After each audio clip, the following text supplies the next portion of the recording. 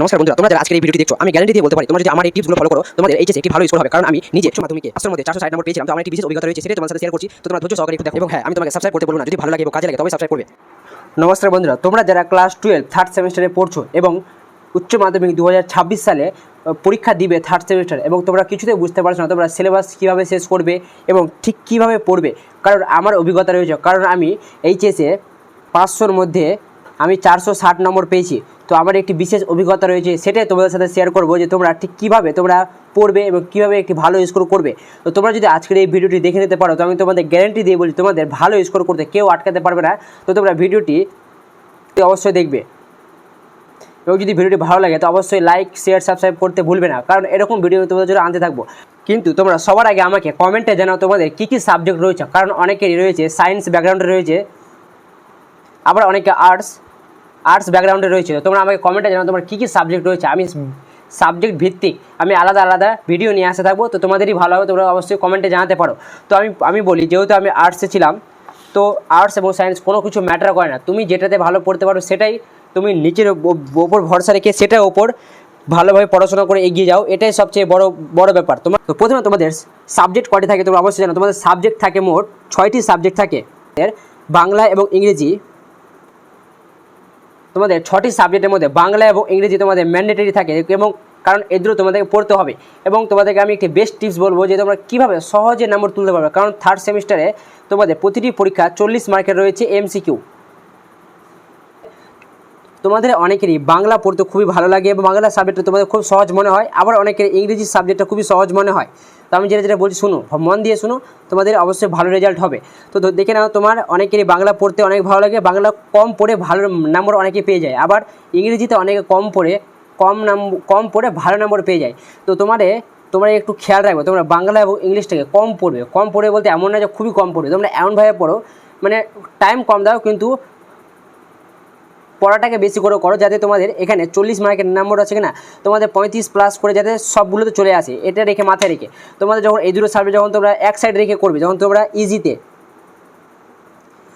তোমরা বাংলা এবং ইংরেজি সাবজেক্টটাকে ইজি ক্যাটাগরিতে ফেলে দিবে, তখন তোমাদের সাবজেক্টের যে প্রেসার সেটা তোমাদের অনেকটাই কমে যাবে। তারপরে তোমরা চলে যাও, ধরে নাও অনেকের রয়েছে সাবজেক্ট ফিলোসফি রয়েছে,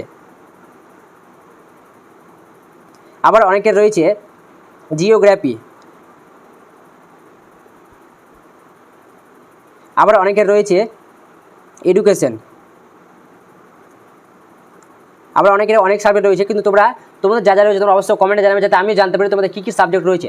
তারপর তোমরা ধরে নাও এই 3 সাবজেক্ট যখন তোমরা বাংলা এবং ইংরেজিতে যখন আলাদা ক্যাটাগরিতে রাখবে, অর্থাৎ ইজি ক্যাটাগরিতে রাখবে, তোমরা সেটাকে কম টাইম দিয়ে খুব সুন্দরভাবে পড়বে, গুছিয়ে পড়বে, এটাকে বারবার পড়তে থাকবে, হালকা করে পড়তে থাকবে, তখন এটা দেখবে ইজি ক্লিয়ার হয়ে যাবে। কারণ এটা অনেকটা চাপ নেওয়ার কোনো দরকার নেই, তোমাদের যেটাতে চাপ নিতে হবে এবং যেটাতে নম্বর তোলা সবচেয়ে বেশি গুরুত্বপূর্ণ, সেটা তোমাদের হলো এই 3টি সাবজেক্ট। তোমরা যদি ভালো স্কোর করতে পারো তাহলে তোমাদের নম্বর বেড়ে যাবে। এবং যেটা তোমাদের লাস্ট যেটা থাকে অপশনাল যেটা সাবজেক্ট থাকে, সেই সাবজেক্ট থেকে তোমরা চাইলে কম গুরুত্ব দিতে পারো, কারণ তোমরা শুধু পাস হয়ে যাও এমনভাবে পড়ো, তাহলে তোমরা দেখবে যে এই সাবজেক্টটাতে শুধু পাস হওয়ার মতো পড়বে।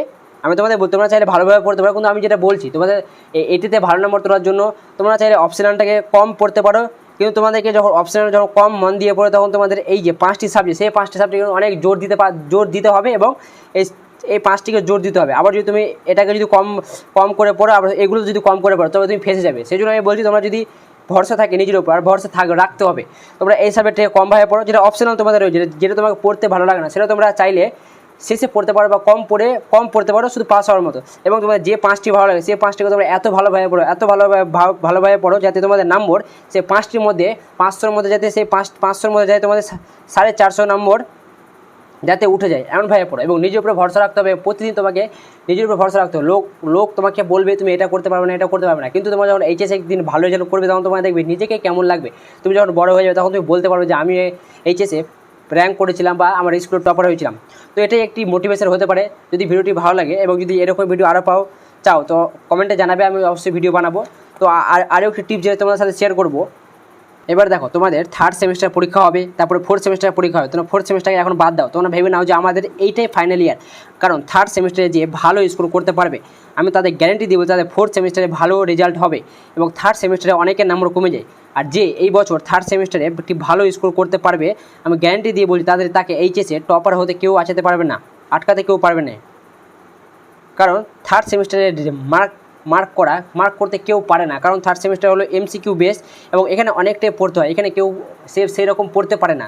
তো তুমি যদি এখানে সেরকম ভালোভাবে যদি পড়তে পারো এবং যদি কমসে কম 85 মার্কসের 5 মার্ক যদি তুমি আনতে পারো, আমি তোমাদের গ্যারেন্টি দিই তোমাদের ফোর্থ সেমিস্টারে 85 থেকে তো বেশি আসবে, 95%, এটি গ্যারেন্টি দিব। তারপর তোমাদের টোটাল যেটা হবে, টোটাল তোমাদের হয়ে যাবে 95%। তো এটাই বলবো, তোমরা চাইলে তোমরা এখন থার্ড সেমিস্টারে মন দাও, ফোর্থ সেমিস্টার ভাববে না যে ফোর্থ সেমিস্টার আছে, এমনকি তোমরা শুধু থার্ড সেমিস্টারে 100% ফোকাস দাও, কারণ থার্ড সেমিস্টারে অনেকে মার খায়, থার্ড সেমিস্টারে অনেকে ভালো স্কোর করতে পারে না, কারণ থার্ড সেমিস্টার এমসিকিউ বেস আগেই বললাম। এবং তোমাকে যেটা করতে হবে, তোমাদের প্রতিটি সিলেবাস কীভাবে শেষ করতে হয়, তুমি যদি এটার উপরে স্পেশাল ভিডিও চাও আমার কমেন্টে জানাবে, প্রতিটি সাবজেক্ট কীভাবে সিলেবাস শেষ করতে হয় এটা জানাবো, এবং কোন কোন সাবজেক্ট তুমি নিয়েছো সেটাও কমেন্টে জানাবে। অবশ্যই তোমাদের একটি ভিডিও বানিয়ে দেবো। যদি তোমার এই ভিডিওটি ভালো লাগে তো অবশ্যই একটি লাইক শেয়ার সাবস্ক্রাইব করতে, কারণ আমার অভিজ্ঞতা রয়েছে 460 মার্ক পাওয়ার। তো আমি কোনো হাওয়াতে কথা বলছি না, যেগুলো বলছি জেনুইন বলছি। তো আজকের জন্য এটুকুই থাক, আমি এটাতে ভিডিও বড় হয়ে যাবে, তো আমি অনেক কিছু বলতে পারলাম না। তো যদি ভিডিওটি ভালো লাগে অবশ্যই একটি লাইক শেয়ার সাবস্ক্রাইব করবে এবং তোমার বন্ধুদের সাথে অবশ্যই শেয়ার করবে। তো ধন্যবাদ, আজকের জন্য এটুকুই, ধন্যবাদ।